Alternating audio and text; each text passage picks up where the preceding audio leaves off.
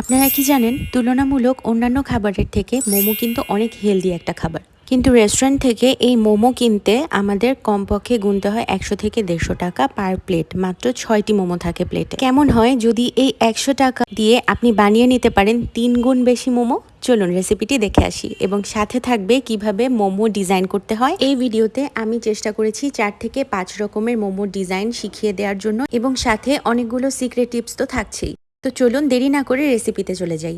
প্রথমেই বানিয়ে নিব মোমোর ডোটা। তো এর জন্য আমি নিয়ে নিয়েছি 1.5 কাপ ময়দা এবং সাথে হাফ চা চামচের মতো লবণ। এখানে আমি সামান্য পরিমাণে তেল ইউজ করেছি, প্রায় 1 টেবিল স্পুনের মতো।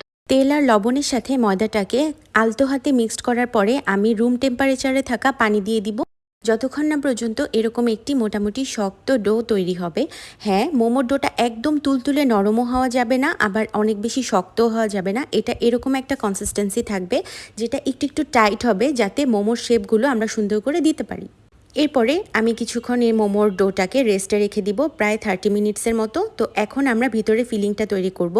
ফিলিংয়ের জন্য আমি নিয়ে নিয়েছি চিকেনের ব্রেস্টের উপরের যে অংশটুকু থাকে ওইখানের একদম বোনলেস মাংসটা নিয়ে আমি এটাকে একদম কিমা করে নিব। এখানে দেখতেই পাচ্ছেন সুন্দরভাবে আমি চাকু দিয়েই এটাকে কিমা করে নিচ্ছি। এইটা আসলে ব্লেন্ডারে দেওয়ার কোনো দরকার নেই, এভাবে করলেই খুব সুন্দর একটা কিমা রেডি হয়ে যায়। ভিডিওটা আপনারা কে কোন জায়গা থেকে দেখছেন কমেন্ট করতে কিন্তু ভুলবেন না। আচ্ছা, এখানে আমাদের চিকেন ব্রেস্টে কিমা করা হয়ে গিয়েছে। এখানে আমি সামান্য পরিমাণে লবণ দিয়ে অ্যাড করে দিচ্ছি সয়া সস। এখানে আমি লাইট সয়া সস ইউজ করেছি, এবং এরপরে আমি দিয়ে দিচ্ছি গাজর কুচি। এখানে আপনারা চাইলে অন্য কোনো সবজিও ইউজ করতে পারেন, এবং স্প্রিং অনিয়নও ইউজ করতে পারেন। এরপরে আমি দিয়ে দিয়েছি অল্প পরিমাণে লাল মরিচ গুঁড়া এবং কাঁচা মরিচ, আর 1 চা চামচের মতো আদা রসুন পেস্ট। আর এখন যেটা দিলাম এটা হচ্ছে 2 চা চামচের মতো তেল। আমি একদম গরম করে নিয়েছিলাম। এই গরম তেলটি এখানে আমরা ইউজ করব, এতে ফ্লেভারটা অনেক বেশি ভালো আসে। ব্যাস, আমাদের ফিলিংটা রেডি হয়ে গেল। এখন চলে যাচ্ছি ফুল মোমো প্রসেসে। ময়দার এই ডো থেকে আমি ছোট ছোট লেচি কেটে একদম ছোট পাতলা রুটি বানিয়ে নিব। রুটিটা কীরকম পরিমাণের মোটা হয়েছে বা আমি কীরকম রেখেছি এটা আপনারা অবশ্যই স্ক্রিনে দেখলেই একটু আন্দাজ করে নিতে হবে। খুব বেশি কিন্তু মোটা হবে না। তো এখানে আমি মোমোর শেপ দিয়ে নিচ্ছি। আপনারা একটু খেয়াল করলেই শেপগুলো ইজিলি মেক করতে পারবেন, যদিও আমি কিন্তু মোমো এক্সপার্ট না।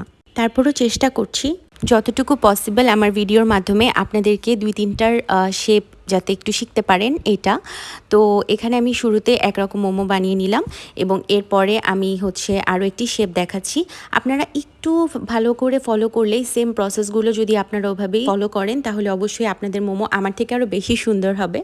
এ তো হয়ে গিয়েছে আমার প্রত্যেকটা মোমো। এখানে আমি যে পরিমাণে নিয়েছি সেখানে আমার 15টি মোমো হয়েছে, এবং বেশ একটু বড় সাইজের মোমোগুলো হয়েছে।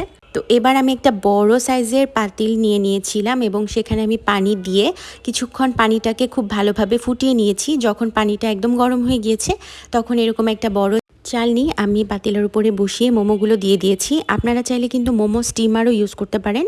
মোমো স্টিমার ইউজ করলে এটা আরও ভালো হয়। এবং হ্যাঁ, আমি চালনিটাতে অল্প একটু সামান্য পরিমাণে তেল ব্রাশ করে দিয়েছিলাম। তো এইভাবে ঠিক 15 মিনিট আমি মোমোগুলোকে স্টিম করেছি, এবং একদম পারফেক্ট হয়ে এখন কমপ্লিট হয়ে গিয়েছে আমাদের মোমোটা। দেখতেই পাচ্ছেন একটু ট্রান্সপারেন্ট কালারে কিন্তু মোমোটা হয়ে গিয়েছে। তো মাত্র 100 থেকে 150 টাকার মধ্যে আপনি কিন্তু 3 গুণ বেশি মোমো পাচ্ছেন। সো অবশ্যই আপনারা এটা বাসায় ট্রাই করবেন, আর নেক্সট টাইম থেকে এটা একবার ট্রাই করলে রেস্টুরেন্টে খেতে কিন্তু একদমই ভুলে যাবেন।